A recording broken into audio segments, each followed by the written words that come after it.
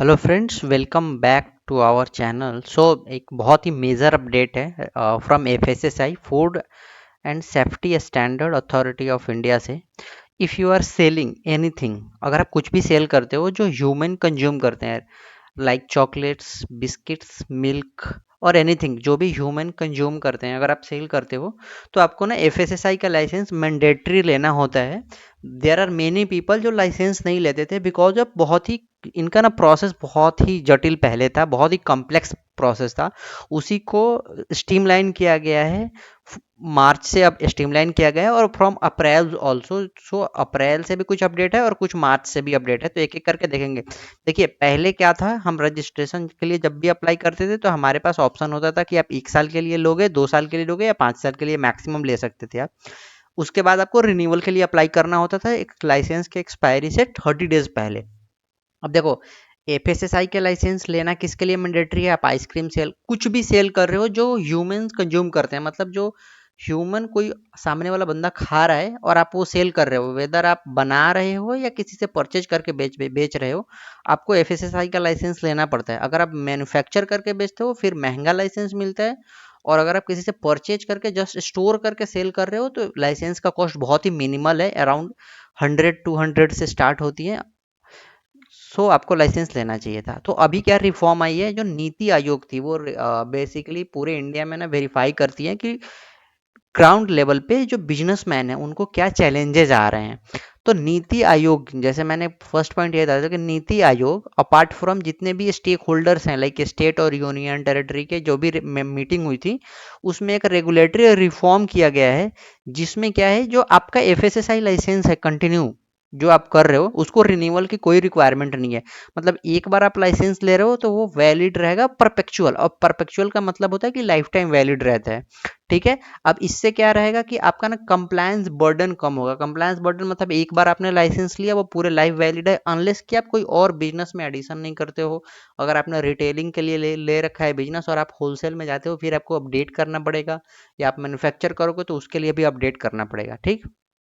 एक और major reform ये है कि अगर आप म्यूनिसिपल कॉरपोरेशंस में रजिस्टर्ड हो तो वो डिम्ड माना जाएगा कि आप एफएसएसआई में रजिस्टर्ड हो। लेकिन म्यूनिसिपल कॉरपोरेशंस को आपको बोलना पड़ेगा कि I am dealing in something in selling some product which are consumed by human body. मतलब आप कुछ ऐसा सेल कर रहे हो जो ह्यूमन जो है वो कंज्यूम कर रहा है।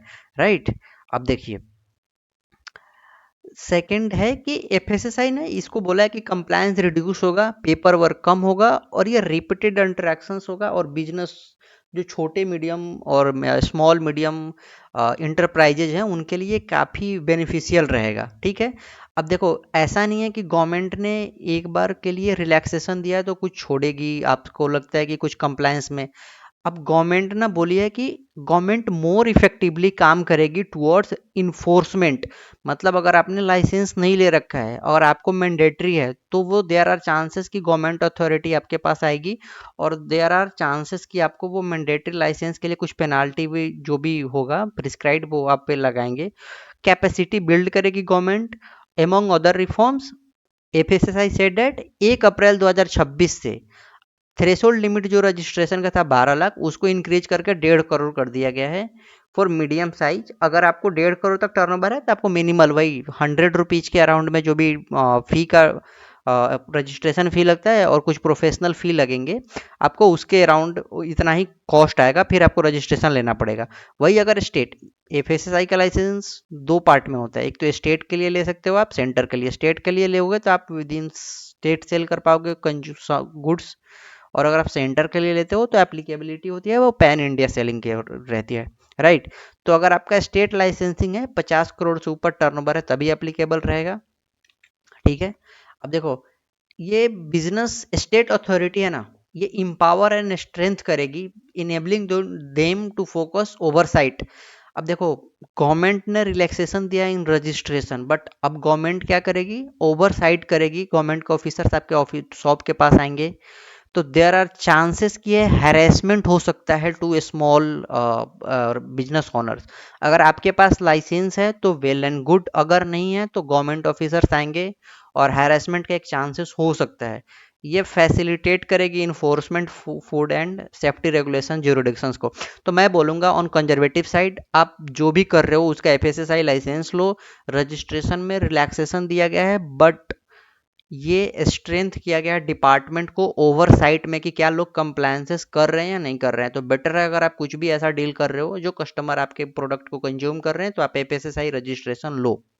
अब एफएसएसआई ने क्या बोला है कि for food business operator particularly जो माइक्रो और स्मॉल लेवल पे आते हैं, जो एमएसएमई सर्टिफिकेट से जो गवर्न होते हैं, आप बोल सकते हो, तो measure with result in simpler compliance requirement. Yes, compliance तो सिंपलर हुआ है, बट आपने सेम नोटिफिकेशन में बोला है कि ओवरसाइट ओवरसाइट जो है वो अच्छे से हो पाएगी, पेपर वर्क रिड्यूस होगा।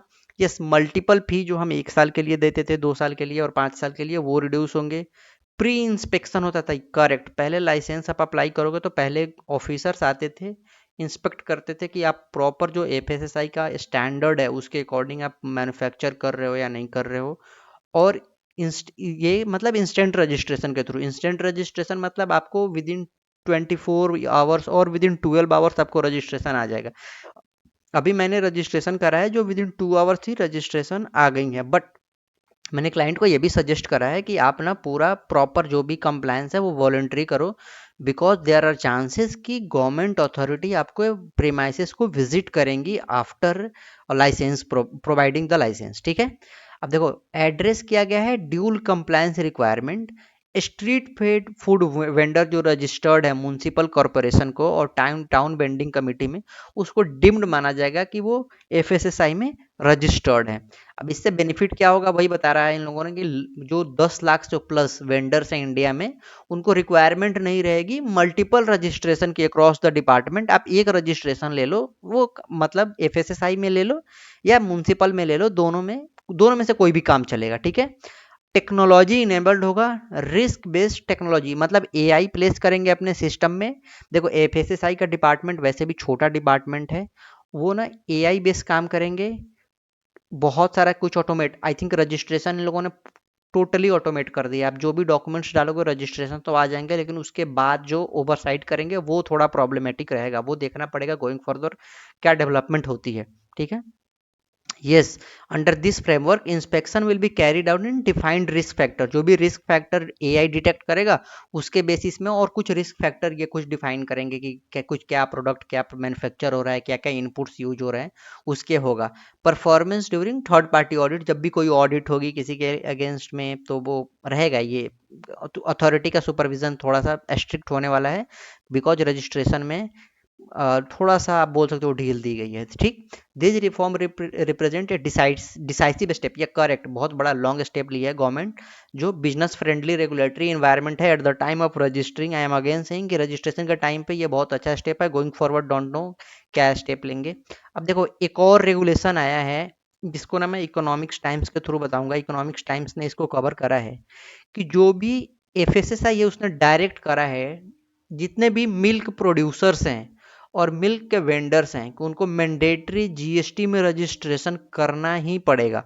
मतलब अगर आप मिल्क सेल कर रहे हो तो आपको रजिस्ट्रेशन लेना पड़ेगा। ठीक है, ये एडवाइजरी है कि स्ट्रिक्ट कंप्लायंस करना है रजिस्ट्रेशन एंड लाइसेंसिंग रिक्वायरमेंट, किसके लिए, for milk across state and union territory. और जो अथॉरिटीज़ हैं मतलब एफएसएसआई के ऑफिसर्स हैं, उनको बोला गया है कि आप विजिट कीजिए अपने स्टेट में और क्या बोलते हैं एक प्रॉपर आप एक ड्यूरिंग अ सर्टेन पीरियड आप प्रॉपर एक मतलब बोलते हैं ना कि मुहिम चलाइए, जिससे कि जितने भी लोग मिल्क सेल करते हैं वो रजिस्ट्रेशन ले सके। प्लस ये भी ऑफिसर्स को इंश्योर करना है कि जो स्टोरेज है मिल्क का, लेट से 40 डिग्री के बिलो में ही मिल्क स्टोर करना है रॉ मिल्क, तो वो प्रॉपर फॉलो हो रहा है या नहीं हो रहा है, ये भी एक देखेंगे। तो गाइस इफ़ यू वांट कि आपको जीएसटी सॉरी एफएसएसआई का रजिस्ट्रेशन चाहिए तो you can connect with us also, we'll happy to help you। you can connect with us on this number, me और my team will connect back to you। आप एक message drop करोगे तो मैं या मेरा टीम आपको रीच आउट करेगी। And thanks for watching the video. तो ये था एफएसएसआई की तरफ से update. Thank you, bye bye.